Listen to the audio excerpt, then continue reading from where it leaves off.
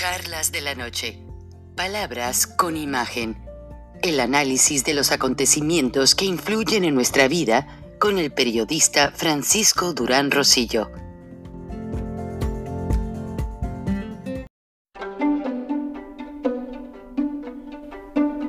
Frank Durán Rosillo te saluda y los saluda a todos ustedes, su amiga María Celeste Raraz, para invitarlos a que se suscriban a mi canal de YouTube, María Celeste Raraz, tal como mi nombre, donde les informo todas las semanas sobre entrevistas que tienen un tema que ayuda a mejorarnos como personas y de paso son interesantes.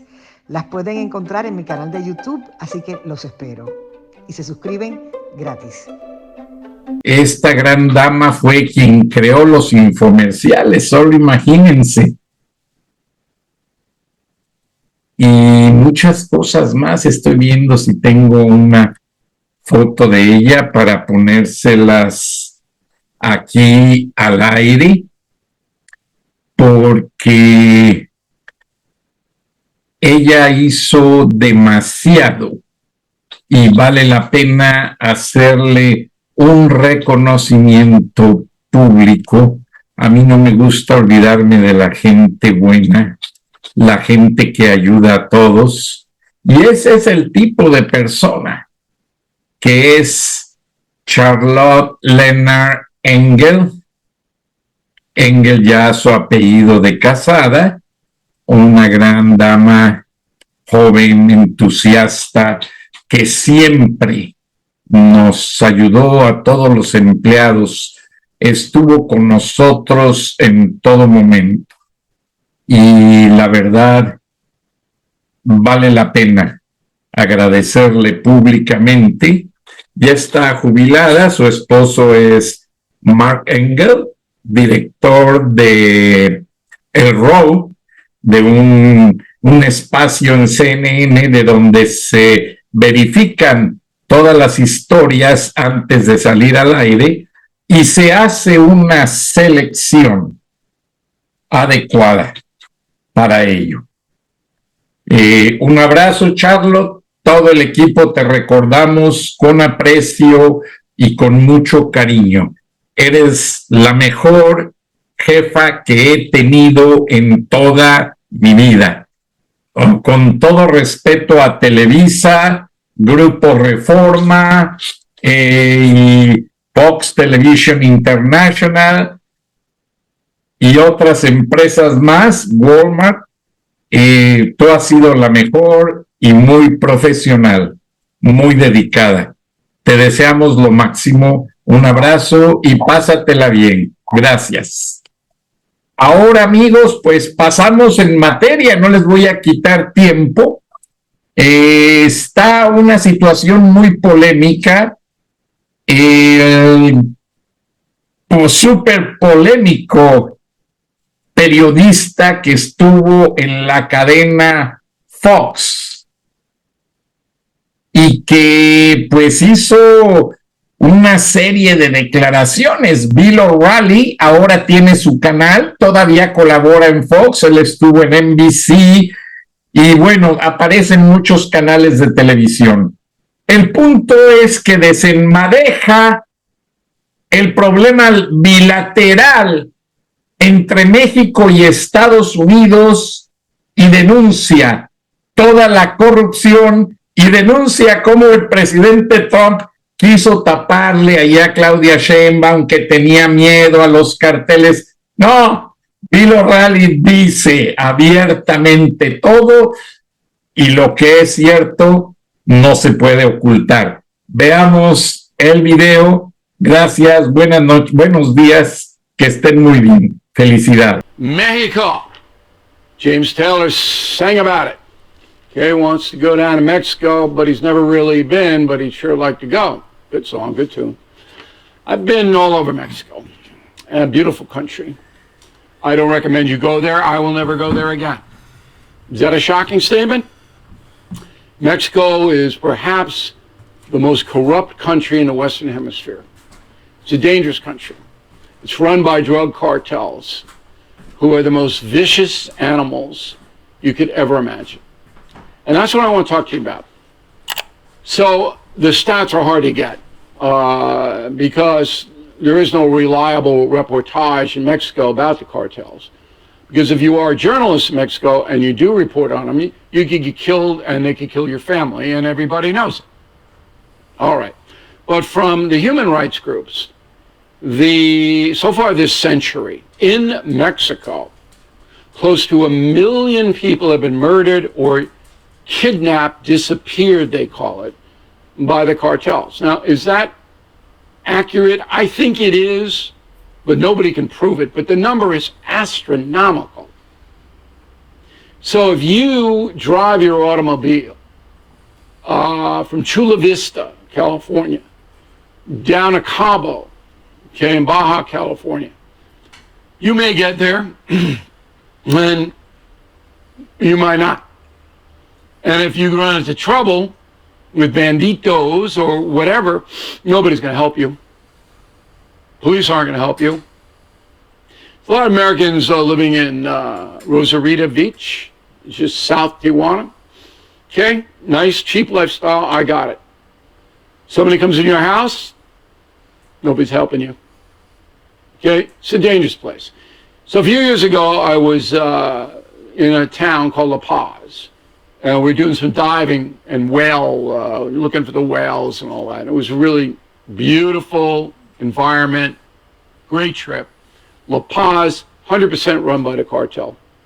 They own all the buildings, all the bars, all the restaurants. You saw them at night. They all hang around, get the chains. They got, all the time. You mess with them, people smuggling, you name what they're doing. Now, the drive from La Paz down to Cabo, they have military checkpoints every 5 miles, all right? Where Mexican military were there, because that's a big tourist hub. And in Cabo itself, I did not see a lot of cartel. Acapulco, all right, on the Pacific side, totally run by the cartels now. Whole town. So that brings me to why I'm telling you all this. So President Trump, and I've talked to him about this extensively one-on-one, I know, he wants to cut down on the American deaths from narcotics smuggling. And all of it comes from Mexico. When I say all of it, I mean the fentanyl, the heroin, the cocaine. There's a little bit that comes in from Asia through Vancouver, Canada, but not a significant amount. The big narcotics smuggling comes from Mexico, and it has for 50 years.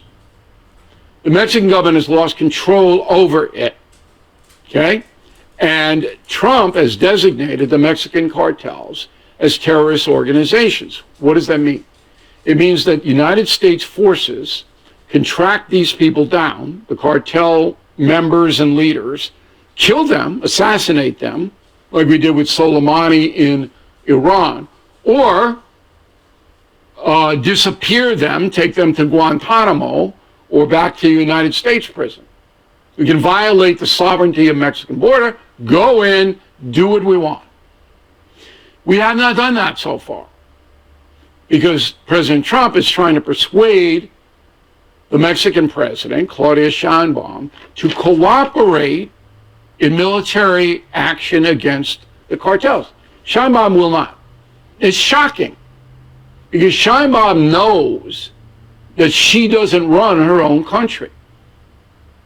Now, Trump says that she's afraid of the cartels, afraid of being assassinated, which is absolutely possible. Obrador, the president before Sheinbaum, he absolutely was in a tank for the cartels. Now, I don't have any direct proof that he took money or his people took money. I don't know. But he was in a tank, let them do whatever they wanted to do. And what they wanted to do was send fentanyl and heroin to the United States. Okay, and he allowed it. Obrador allowed it, along with millions of migrants. Obrador was so destructive to this country. Remember Biden going down there and palling around with him? Oh, drove me nuts. Anyway, Sheinbaum has no cogent reason not to cooperate with the United States to get this disease out of our country. Oh, it's a sovereignty. No, we're not. We want your cooperation, madam. We can already do it by U.S. law after 9/11. Okay, we can take out terrorists anywhere in the world. And you can't stop us, just like you can't stop the cartels. And we're your biggest trading partner. So if you mess with us, your whole country's going to collapse. Now, Trump's being patient. If I were president, I would have done this a while back. But he's being patient, trying to persuade this woman to do the right thing, not only for America, but for our own country. I mean, you got 1 million people, and we have this century more than 1 million drug ODs. It's a little more complicated because these people who use narcotics in America, it's the biggest drug market in the world, the United States. Some of that's on them. I don't give the users a pass. I don't think they have an incurable disease. I think they make a decision. They don't care about anybody else. I think they're cowards. And I think they're unbelievably selfish, and they don't care what damage they do, generalizing now. There are exceptions to every rule. But more than 1 million are dead because of stuff sent from Mexico. In the past, that's an act of war. Wars have been started for a lot less than that. Now, in this country, conservative, traditional, many Republicans, not all, agree with me. But the Democratic Party does not, okay? So Congressman Gregory Meeks, ultra-liberal from New York, he's appalled that Trump might want to go and use military action against the cartels. Donald Trump has taken a wrecking ball to our foreign policy, treated our allies as adversaries and our adversaries as allies, threatening to invade some of those allies, and launched a trade war that is hurting our economy and our constituents. Okay, so Meeks, doesn't want to solve the problem. He's okay with 1 million Mexicans being assassinated and more than 1 million this century drug deaths, overdose deaths in the USA. He's okay with it. Because Meeks has no solution. None. Nothing. Oh, we're trying to root cause. Yeah, okay. We need more treatment. No. Not going to stop it. Not. Most addicts don't want treatment. Okay, got it? Greg? He doesn't care. Could not care less. Then there is actually action on the Democratic side by Congressman Joaquin Castro. Here's what he says, quote, all right, Congressman Nadia Velasquez led nearly 24 members of Congress in introducing a resolution reaffirming the United States' commitment to respecting Mexico's sovereignty. The resolution condemns any call for U.S. military action in Mexico without authorization for the U.S. Congress and the consent of the Mexican government. Today's introduction follows a rise in belligerent rhetoric about Mexico from Trump and high-ranking officials within this administration, unquote. All right, again, Joaquin Castro, Texas, he doesn't want to solve the problem. He doesn't care. He wants to posture. Oh, we need the Mexican government's permission. No, we don't. I guess you can't read Congressman Castro because there is a law passed after 9/11, okay? Designated terrorists. Maybe you read that. Okay, maybe you read it. ISIS. Remember ISIS, Joaquin? Remember? Okay, what happened to ISIS? Trump blew the hell out of them. And Obama did too, to some extent. Your guy. Where were they? Did we get the permission of the Iraqi government to blow the hell out of them? We did not. The Syrian government, the Iranian government? No. It's so frustrating. It really is. Why would liberal Democrats not want to solve this problem and eliminate the violent cartels? Simple as that. Why do you not want to do that? Thank you for listening, Bill O'Reilly. We will have another YouTube bonus in a few days. Thank you for watching. To view full episodes of the No Spin News anytime, sign up to become a BillO'Reilly.com premium or concierge member today.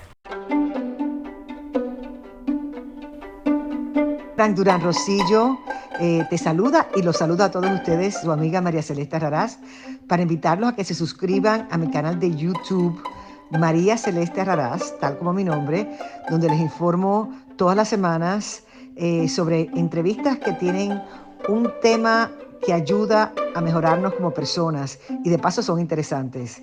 Las pueden encontrar en mi canal de YouTube, así que los espero. Y se suscriben gratis.